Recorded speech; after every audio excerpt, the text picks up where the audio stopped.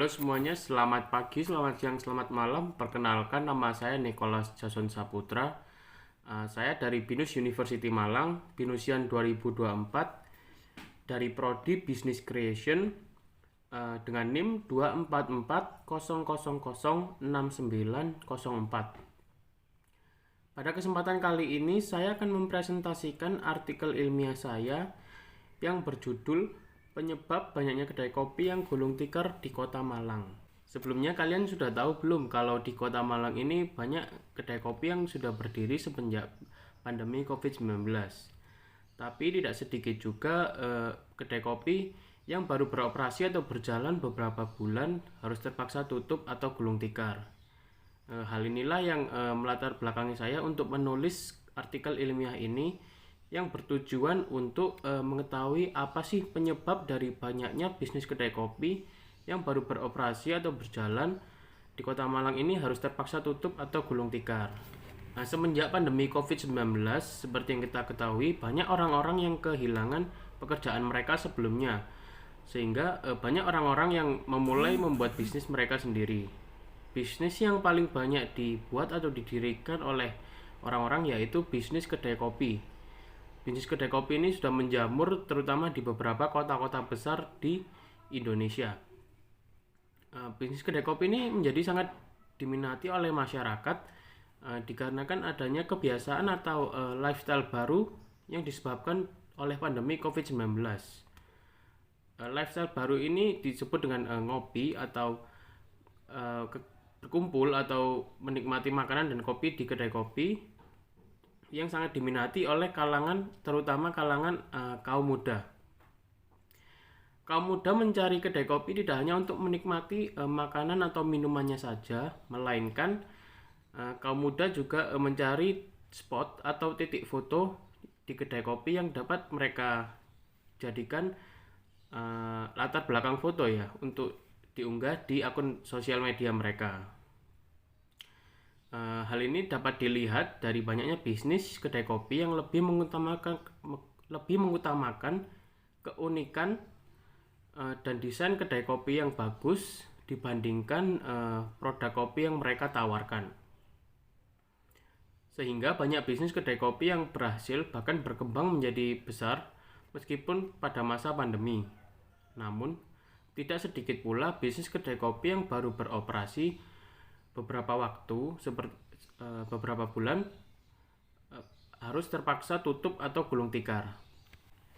Ketua Asosiasi Pengusaha Kafe dan Restoran Indonesia Apkrindo Malang, Indra Setiadi mengatakan bahwa jumlah usaha bisnis kedai kopi di Kota Malang sudah mencapai 1.000 lebih.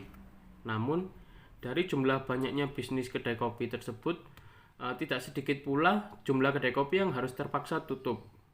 Tutupnya bisnis kedai kopi yang baru beroperasi ini disebabkan oleh beberapa faktor. Faktor pertama terkait dengan banyaknya bisnis kedai kopi yang terdahulu atau sudah besar di masyarakat. Banyaknya bisnis kedai kopi terdahulu dan sudah dikenal banyak masyarakat seperti Starbucks, Kopi Kenangan, Janji Jiwa, Fore, dan masih banyak lagi membuat masyarakat lebih mempercayai produk-produk dari kedai kopi tersebut, sehingga hal ini membuat masyarakat untuk memutuskan membeli produk kopi di kedai kopi yang sudah menjadi besar seperti Starbucks dibandingkan untuk membeli di kedai kopi yang baru beroperasi. Selain itu, sebagian besar pelaku usaha kedai kopi membuat usaha dikarenakan hanya mengikuti tren yang ada di pandemi COVID-19. Pelaku usaha bisnis hanya sekedar membuat kedai kopi karena melihat banyaknya kedai kopi yang berhasil dan sukses beroperasi walaupun di masa pandemi. Karena hal tersebutlah pelaku usaha menjadi kurang maksimal ya, dalam melakukan research mengenai hal-hal yang berkaitan dengan pengoperasian kedai kopi.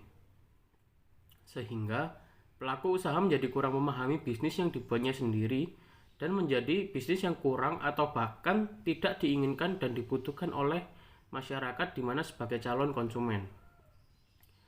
Hal ini juga mengakibatkan tidak adanya aspek pembeda atau diferensiasi dengan pesaing-pesaing yang ada dan produk yang ditawarkan relatif sama saja dengan pesaing, sehingga masyarakat kurang tertarik dengan bisnis kedai kopi yang baru beroperasi. Selain itu, tidak dipungkiri banyak bisnis kedai kopi memiliki perencanaan bisnis yang kurang matang atau kurang maksimal, bahkan tidak memiliki perencanaan bisnis. Hal ini tentu menjadi masalah utama bagi pelaku usaha bisnis. Hal ini dikarenakan banyaknya usaha kedai kopi dibuat atau didirikan hanya ikut-ikutan saja. Memiliki perencanaan bisnis yang matang dapat membantu bisnis dalam mengembangkan dan mengoperasikannya, sehingga keputusan atau langkah yang diambil sejalan dengan tujuan dan misi bisnis tersebut didirikan.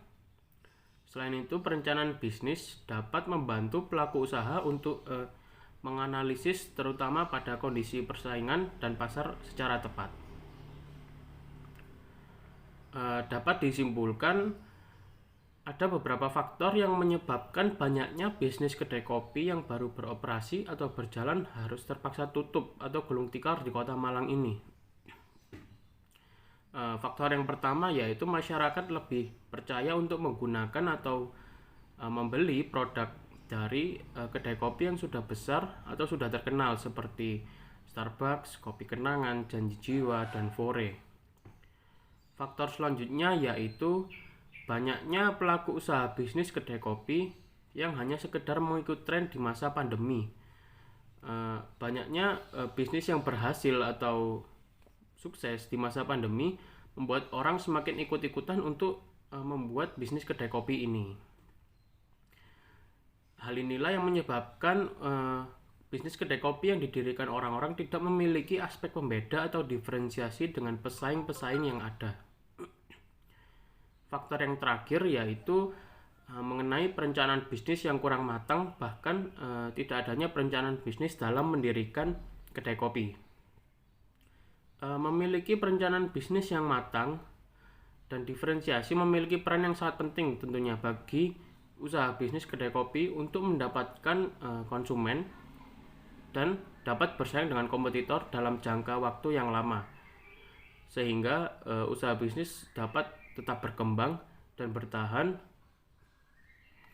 walaupun terkena di masa pandemi sekarang ini. Bisnis yang memiliki perencanaan yang matang juga memiliki diferensiasi dan ketertarikan masyarakat untuk menggunakan dan mengunjungi kedai kopi tersebut. Demikian presentasi saya mengenai artikel ilmiah saya. Apabila ada kekurangan kata, saya mohon maaf dan saya ucapkan terima kasih. Artikel ilmiah ini saya susun untuk memenuhi penilaian akhir mata kuliah Bahasa Indonesia. Sekian presentasi saya, terima kasih.